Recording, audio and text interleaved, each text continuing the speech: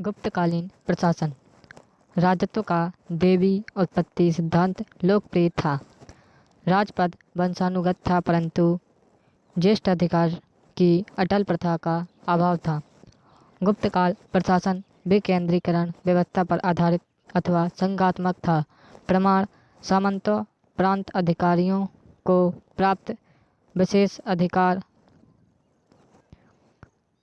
राजा न्याय व्यवस्था का प्रधान होता था, परंतु विधि निर्माण का अधिकार सीमित था। राजा का मुख्य कार्य जनता की एवं राज्य की सुरक्षा, वर्ण व्यवस्था कायम रखना तथा धर्म की रक्षा करना था। केंद्रीय प्रशासन एवं प्रांतीय प्रशासन। राजा प्रशासन का सर्वोच्च अधिकारी था। कार्यपालिका, न्यायपालिका एवं सैन्य प्रधान था। विधि निर्माण का अधिकार नहीं था। देश व राष्ट्र। उसके बाद प्रशासन की सबसे बड़ी इकाई इसका शासक गुप्त होता था। देश भुक्तियों में बटा हुआ होता था। मुक्ति प्रांत, यहाँ कुमार मत्यों को नियुक्त किया जाता था। यहाँ प्रांत उपरिक्त नामक अधिकारी होता था। प्रांतों का विभाजन विषय जिलों में होता था। जिला विषय इसका सर्वोच्च अधिकारी विषयपति होता था। विषयपति की सहायता श्रेष्ठ सार्थवाह करते थे। विषय विधियों में बटा होता था। विधि तहसील पेठ विधि से छोटी इकाई थी। गांव का संघ था। पेठ गुप्तकालीन प्रशासन की सबसे छोटी इकाई गांव थी। ग्राम गांव इसका प्रधान महतर, मुखिया या ग्राम वृद्ध होता था। गुप्त साम्राज्य के प्रशासनिक अधिकारी महाबलाधिकृत सेनापति होता था। अग्रहरिक दान विभाग का प्रधान था। महादंडनायक यह न्यायाधीश था। भंडारगार अधिकृत यह राजकोष अधिकारी था। दंड पाशक यह पुलिस विभाग का सर्वोच्च अधिकारी था। संधि विग्रहिक यह युद्ध तथा संधि से संबंधित विदेश मंत्री था। विनय स्थिति यह शिक्षा एवं धार्मिक मामलों का प्रधान था। महाअक्ष पटलिक लेख विभाग का सर्वोच्च अधिकारी था। चोरोदरनिक यह गुप्तचर विभाग का प्रधान था। गुप्तकालीन अर्थव्यवस्था कृषि गुप्तकालीन अर्थव्यवस्था का मुख्य आधार कृषि था। भूमि के प्रकार। पहला वास्तु भूमि बाँस करने योग्य। दूसरा अपरहत बिना जोती गई भूमि होती थी। तीसरा सदबल भूमि यह घास मैदान वाली भूमि होती थी। चौथा औदिक यह दलदल भूमि होती थी। राजस्व भूमि राजस्व ही राज्य की आय का मुख्य साधन था। भू राजस्व कुल आय का 1/6 हिस्सा होता था। विभिन्न प्रकार के कर।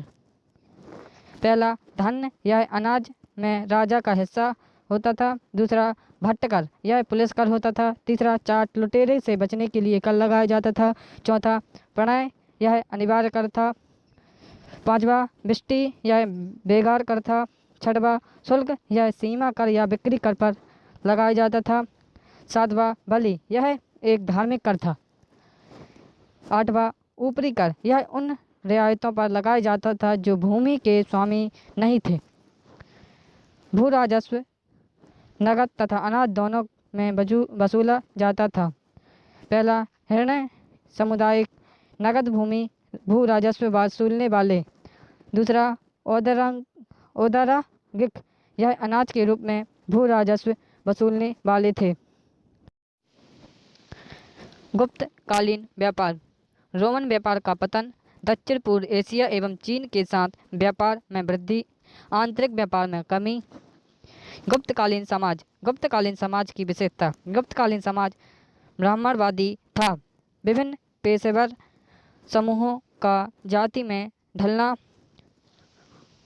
पुनरुत्थान के कारण उच्च वर्णों के विशेष अधिकारों पर बल, वैश्यों की सामाजिक दशा में तुलनात्मक रूप से गिरावट, शूद्रों की सामाजिक दशा में सुधार।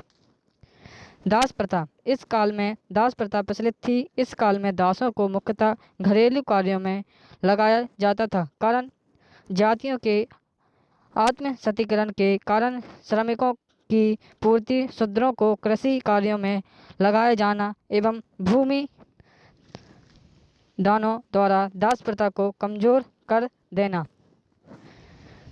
स्त्रियों की सामाजिक दशा में तुलनात्मक रूप से गिरावट आई। पर्दा प्रथा का प्रचलन हो चुका था। बाल विवाह प्रथा एवं बहु विवाह प्रथा व्याप्त हो चुकी थी। सती प्रथा का साक्ष्य एरन अभिलेख से प्राप्त हुआ है। देवदासी प्रथा द्वारा मंदिर के पुजारियों द्वारा यौन शोषण बढ़ गया था। गणिकाओं एवं वेश्यावृत्ति में वृद्धि हुई। कुछ सकारात्मक परिवर्तन, स्त्रियों को संपत्ति संबंधी अधिकार दिए गए। पत्नी एवं पुत्रियों को संपत्ति का उत्तराधिकारी बनाया गया। स्त्रियां प्रकृत भाषा का प्रयोग कर सकती थीं। गुप्त काल में धार्मिक स्थिति। गुप्तकालीन धार्मिक व्यवस्था का मुख्य लक्षण जटिलता एवं विविधता है। एक और ब्राह्मणवादी पुनरुत्थान के कारण जहाँ यज्ञ की पद्धति पुनः जीवित हो रही थी, वहीं जनजाति तत्वों के प्रभाव स्वरूप भक्ति की अवधारणा को प्रोत्साहन मिल रहा था। मंदिरों एवं मूर्तियों का निर्माण हुआ। अवतारवाद की अवधारणा का उदय। ब्राह्मण धर्म के अंतर्गत वैष्णव एवं शैव भक्ति का विकास हुआ। नव हिंदू धर्म की शुरुआत इसी काल में हुई। वैष्णव धर्म सबसे प्रधान बन गया था। शैव संप्रदाय को भी संरक्षण मिला। भगवान हरिहर की मूर्ति, यह शैव एवं वैष्णव धर्म के समन्वय को दर्शाती है। देवताओं के साथ देवियों को इसी काल में जोड़ा गया। त्रिदेव ब्राह्मण विष्णु महेश की संकल्पना इसी काल में विकसित हुई।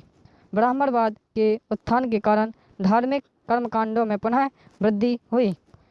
मूर्ति पूजा का प्रभाव एवं भक्ति का प्रभाव बौद्ध धर्म एवं जैन धर्म पर भी पड़ा तथा बौद्ध एवं जैन धर्म में भी मूर्ति बनाना शुरू हुआ।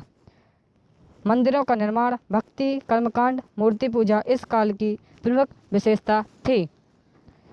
गुप्तकालीन स्थापत्य। गुप्त काल को भारतीय कला संस्कृति का स्वर्ण युग माना जाता है। गुप्त काल के प्रमुख मंदिर। पहला, देवगढ़ का 10 अवतार मंदिर, ललितपुर जिला, उत्तर प्रदेश। दूसरा, तिगवा का विष्णु मंदिर, जबलपुर, मध्य प्रदेश। तीसरा, एरण का विष्णु मंदिर, सागर जिला, मध्य प्रदेश। भूमरा का शिव मंदिर, सतना जिला, मध्य प्रदेश। पांचवा, नचना कुठार का पार्वती मंदिर, पन्ना, मध्य प्रदेश। छठवा, भीतरगांव का कृष्ण मंदिर, कानपुर, उत्तर प्रदेश। सातवां, नागौद का शिव मंदिर, सतना, मध्य प्रदेश। गुप्तकालीन शिक्षा एवं साहित्य। गुप्तकालीन साहित्य की विशेषताएं। पहला, अधिकांश रचनाएं प्रेम प्रधान एवं सुखांत होती थी। दूसरा, रचनाओं के उच्च वर्ण के पात्र संस्कृत बोलते थे। शूद्र एवं महिलाएं प्रकृत भाषा बोलती थी। नोट: शेक्सपियर एवं कालिदास की रचनाओं में मुख्य अंतर प्रेम गाथा के अंत का होता है। कालिदास की रचनाएं सुखांत वाली है, जबकि शेक्सपियर की रचनाओं का अंत सुखद नहीं होता।